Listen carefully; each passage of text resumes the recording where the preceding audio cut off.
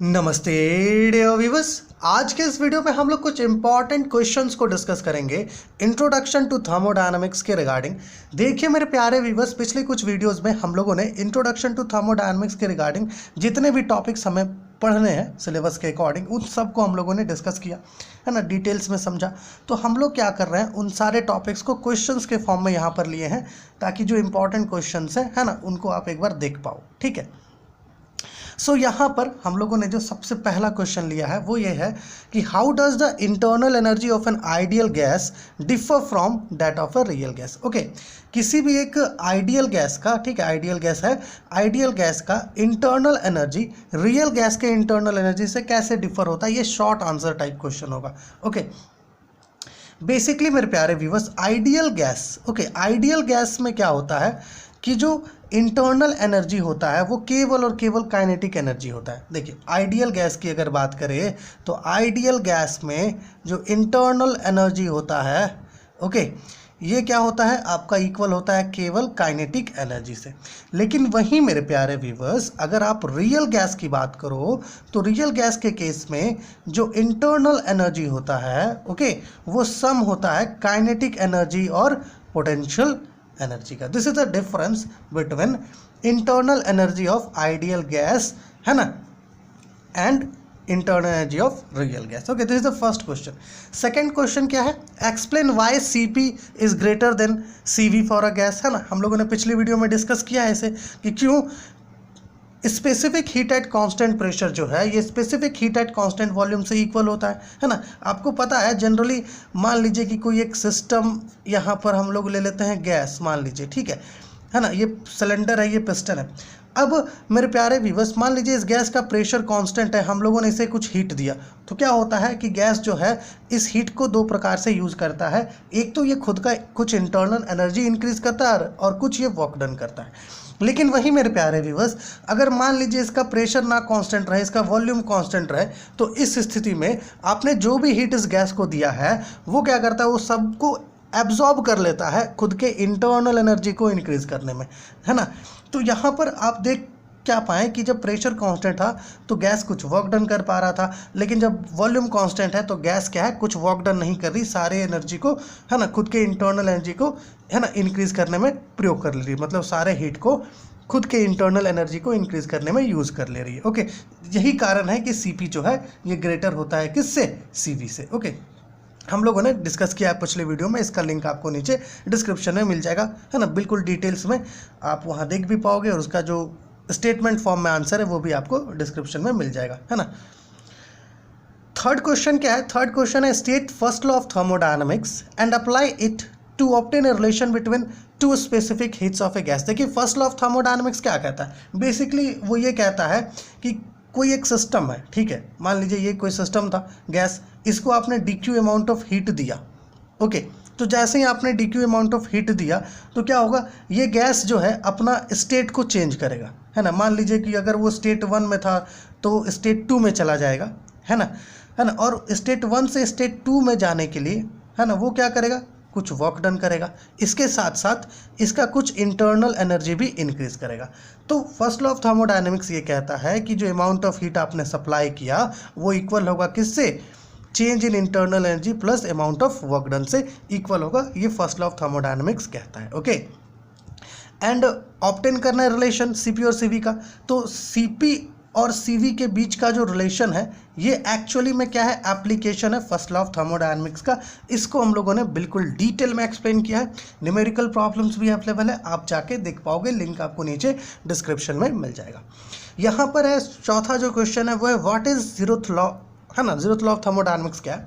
देखिए basically zeroth law of thermodynamics Ralph H follower के द्वारा, है ना, रैल्फ एच फॉलोवर नाम था उनका, उनके द्वारा डिस्कवर किया गया एक ऐसा लॉ था जो हमें टेम्परेचर के बारे में बताता है ना, बेसिकली टेम्परेचर का कंसेप्ट देता है और हमें ये बताता है कि अगर कोई दो सिस्टम एक तीसरे सिस्टम के साथ सेपरेटली अगर थर्मल इक्विलिब्रियम में हो तो वो तीनों सिस्टम थर्मल इक्विलिब्रियम में होगा, है ना। यहीं से जो है टेम्परेचर का कंसेप्ट आता है। यहाँ पर क्वेश्चन है how does it lead to the concept of temperature, है ना। बेसिकली क्या है, अब मान लीजिए कि ये सिस्टम ए है, ये सिस्टम बी है, ये सिस्टम सी है। मान लीजिए सिस्टम ए जो है सी के साथ थर्मल इक्विलिब्रियम में, सिस्टम बी जो है सी के साथ थर्मल इक्विलिब्रियम में, तो ऑब्वियस सी बात है ना, सिस्टम ए भी बी के साथ थर्मल इक्विलिब्रियम में होगा, अर्थात ये तीनों थर्मल इक्विलिब्रियम में होगा। ये पता कैसे चल रहा है कि तीनों थर्मल इक्विलिब्रियम में?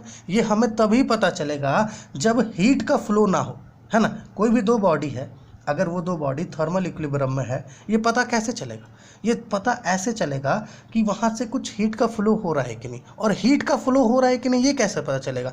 तो इसके लिए एक प्रॉपर्टी बनाया गया जिसको नेम दिया गया टेम्परेचर। टेम्परेचर हमें यही बताता है हीट का फ्लो, ठीक है ना। अगर किसी का टेम्परेचर कम है तो ऑब्वियस सी बात है वहाँ पर हीट फ्लो करके जाएगा ताकि थर्मल इक्विलिब्रियम बने, है ना। मान लीजिए इस ये जो हमारा स्केच पेन है, इसका टेम्परेचर कम है सराउंडिंग के अकॉर्डिंग, तो ऑब्वियस सी बात है सराउंडिंग से हीट यहाँ पर आएगा ताकि थर्मल इक्विलिब्रियम मेंटेन हो, है ना। So basically direction of flow of heat को डिटरमाइन करने के लिए टेम्परेचर बनाया गया, एक प्रकार का प्रॉपर्टी है, ओके, है ना। इसको आप देख सकते हैं, है ना, पिछली वीडियो में हम लोगों ने डिस्कस किया है।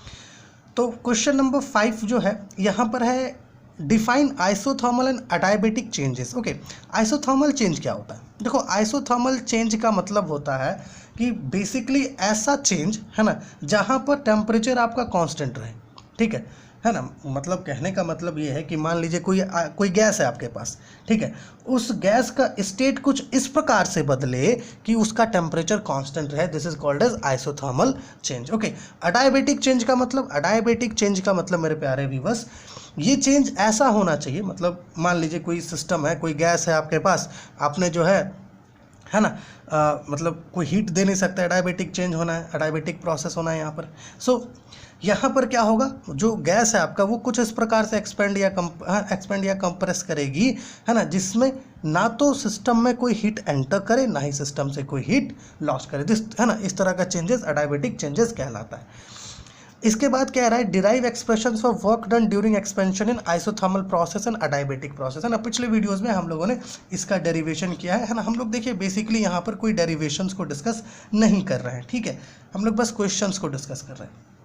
ओके, आगे जब और भी क्वेश्चंस हम लोग लेंगे अलग अलग टॉपिक्स पर बेस, तो हम लोग क्या करेंगे, कुछ वैसा सिस्टम बनाएंगे ताकि हम लोग आंसर्स को भी डिस्कस कर पाए, ठीक है, और वो भी कम समय में। अब छठा क्वेश्चन क्या है हमारा, state first law of thermodynamics. अभी बताया हम लोगों ने फर्स्ट लॉ ऑफ थर्मोडायनेमिक्स क्या होता है, मेंशन इट्स सिग्निफिकेंस। सिग्निफिकेंस क्या है? फर्स्ट लॉ ऑफ थर्मोडायनेमिक्स जो है हमें इंटरनल एनर्जी का कंसेप्ट देता है, साथ ही साथ फर्स्ट लॉ ऑफ थर्मोडायनेमिक्स हमें ये भी बताता है कि जो चेंज इन इंटरनल एनर्जी है du, इसे आप कैसे कैलकुलेट करो, है ना।